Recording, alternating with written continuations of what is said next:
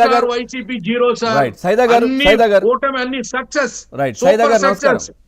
సైదా గారు సైదా గారు నిజంగా నాకు ప్రతిపక్ష హోదా ఇవ్వండి, నేను ప్రతిపక్ష నాయకుడిని అని స్వయం ప్రకటిత ప్రతిపక్ష నేత జగన్మోహన్ రెడ్డి మరి అది ఒక హోదా కోసమే కావాలా? ఇట్లాంటి ఇన్సిడెంట్స్ రాష్ట్రంలో జరిగినప్పుడు మరి ఇక్కడ ఉండి వాళ్ళ తరపున నిలబడాలి కదా. సో ప్రభుత్వం ఏం చేస్తుంది, చేయకపోయినా చేసినా ఏదైనా కానీ ప్రజల తరపున ప్రతిపక్షమని ఆయన చెప్పుకుంటాడు కదా, మరి నిలబడాలి కదా. అలా కాకుండా వెళ్ళేసి యలహంక ప్యాలెస్లో ఉండడం ఎట్లా చూస్తారు?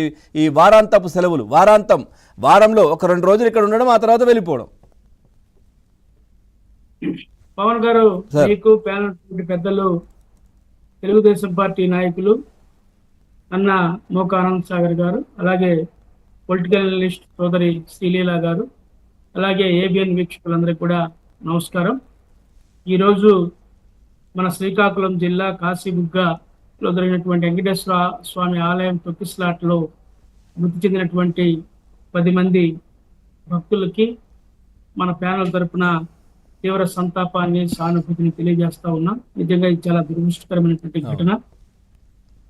ఈరోజు వాస్తవంగా జగన్మోహన్ రెడ్డి గారు మనం చూస్తూ ఉన్నాం, వీకెండ్ పాలిటిక్స్ చేస్తూ ఉన్నాం.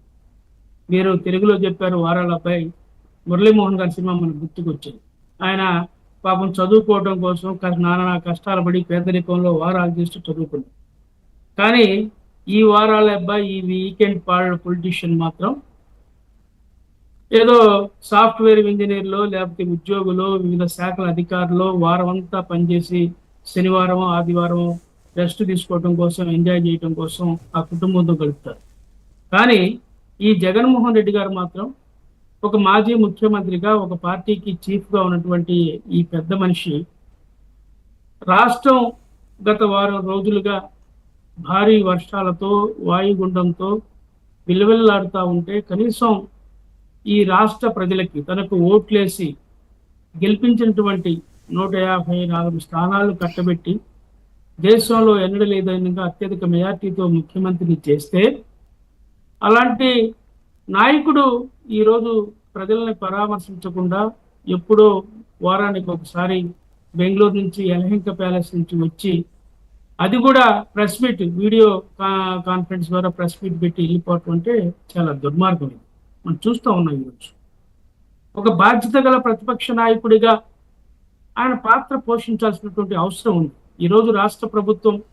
ఎందుకంటే మేము ఎన్డీఏ కూటమికి వ్యతిరేక పక్షం, ఇండియా కూటమి అయినప్పటికీ కూడా ప్రభుత్వం చేస్తున్నటువంటి మంచిని మేము మాట్లాడాల్సిన అవసరం ఉంది, అభినందించాల్సిన అవసరం ఉంది. ఎందుకంటే ఈరోజు మీ ప్రభుత్వం, ముఖ్యమంత్రి గారు కానివ్వండి, శాసనసభ్యులు కానివ్వండి, మంత్రులు కానివ్వండి, మరి ముందస్తుగానే ఈ యొక్క తుఫాన్ ఎక్కడ రాబోతా ఉంది, ఎక్కడెక్కడ ఏ ప్రాంతాలు దెబ్బతింటాయి, సముద్ర తీరంలో పరిస్థితులు ఏంటి, ప్రజల్ని, లోతట్లో ఉన్నటువంటి ప్రాంతంలో ఉన్న ప్రజల్ని ఏ విధంగా రక్షించాలనేటువంటి విషయం మీద కలెక్టర్లకి, పోలీసు వారికి, రెవెన్యూ యంత్రాంగానికి ఎప్పటికప్పుడు మరి వాళ్ళని జాగృతం చేస్తూ ప్రత్యేక టీములు ఏర్పాటు చేసి ఎక్కువ శాతం ప్రాణ నష్టం జరగకుండా కాపాడటంలో ఈ రాష్ట్ర ప్రభుత్వం సఫలీకృతమైందని చెప్పి నేను చెప్పదలుచుకున్నాను. దాన్ని కూడా విమర్శిస్తుంటారు, దాన్ని కూడా తప్పుపడతారు. అంత సమీక్షలు అవసరమా అని అంటారు, అది కూడా తప్పుపడుతున్నారు. అదే ఇప్పుడు ఆయనకి మనం ఆయనకు కావాల్సింది ఏంది? కేవలం ప్రతిపక్ష హోదా నాకు ఇవ్వండి, నాకు ప్రతిపక్ష హోదా ఇస్తే అసెంబ్లీకి వచ్చి మాట్లాడతా అంటాడు తప్ప అతనికి ప్రజా సమస్యలు పట్టవు, ప్రజల కష్ట నష్టాలు పట్టవు. ఇది మనం చూస్తూ ఉన్న వ్యవహారమే. ఆయన ముఖ్యమంత్రి ఉన్న సమయంలో కూడా మరి తుఫాను వస్తే ఏ విధంగా రైతులు పరామర్శకు వెళ్తాడండి? రైతులు పరామర్శకు వెళ్ళినప్పుడు రైతులతో ఎలా వ్యవహరించాలో అది కాదు. అదే కదా, ఇప్పుడు ఇప్పటికీ కూడా మీ పార్టీ కొంచెం ఇబ్బందికర పరిస్థితులు రాష్ట్రంలో ఉన్నప్పటికీ ఇప్పుడు మీలాంటి వాళ్ళు, తులసిరెడ్డి లాంటి వాళ్ళు, వారు లాంటి వాళ్ళు, పెద్ద ఆయన, ఇట్లా మీరు అందరూ కూడా ఇప్పటికీ ప్రజల్లో మాట్లాడడం, వెళ్ళడం, మీ చేతనైంది మీరు చేస్తున్నారు కదా. మాకు అధికారం ఇవ్వలేదు కదా అని మీరు ఊరుకోలేదు, ఆ విధంగా వాళ్ళు చేయాలి కదా. పవన్ గారు, ఇప్పుడు తులసిరెడ్డి గారు, నేను, కొంతమందే కాదు, మా జిల్లా పార్టీలో అనేక మంది అధ్యక్షులందరూ కూడా ఫీల్డ్ లో పనిచేస్తున్నారు. తర్వాత ఈరోజు షర్మిలారెడ్డి గారు మీరు చూడాలి, ప్రజా సమస్యల మీద ఎప్పటికప్పుడు ఆమె స్పందిస్తా ఉన్నారు. మీరు చూస్తా ఉన్నాం, రైతులకు గిట్టుబాటు ధరలు కనిపించని చెప్పి విజయవాడలో మేము రోడ్లెక్కి ధర్నా చేశాం.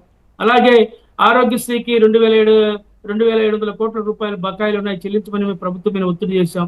ఈ రోజే షర్మిల గారు మరి ఈరోజు కృష్ణా జిల్లా పెడన నియోజకవర్గంలో మరి పెడన నియోజకవర్గంలో అత్తమూరు, సాతులూరు, నందమూరు, అలాగే పెడన ఈ యొక్క గ్రామాల్లో పంటలు దెబ్బతిన్నటువంటి వరి పంటలని ఆమె స్వయంగా మరి ఆ యొక్క రైతుల దగ్గరికి వెళ్ళి ఆ పొలాలని చూసి రైతుల్ని పరామర్శించి దాదాపు 20,000 ఎకరాల్లో ఆ ప్రాంతంలో వరి దెబ్బతింది.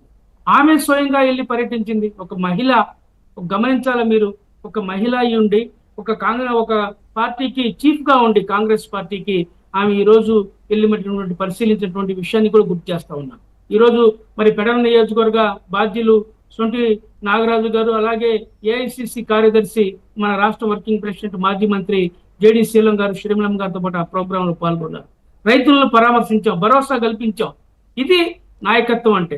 అలాంటిదేం లేకుండా జగన్మోహన్ రెడ్డి ఏదో ఉత్తమ మాటలు చెప్పుకుంటా, మనం మీరు చెప్పారు మీ కామెంట్స్ లో, ఈ రోజు 1,000 సంతకాలు అని చెప్పుకొచ్చారు వాళ్ళు ఈ మెడికల్ కాలేజ్ విషయంలో. ఎక్కడ సంతకాలు జరుగుతున్నాయో చెప్పానండి. రాష్ట్రం మొత్తం నియోజకవర్గాల్లో సంతకాలు చేస్తున్నారు. ప్రోగ్రామ్ క్లోజ్ చేసి వెళ్ళిపోయారు ఆయన.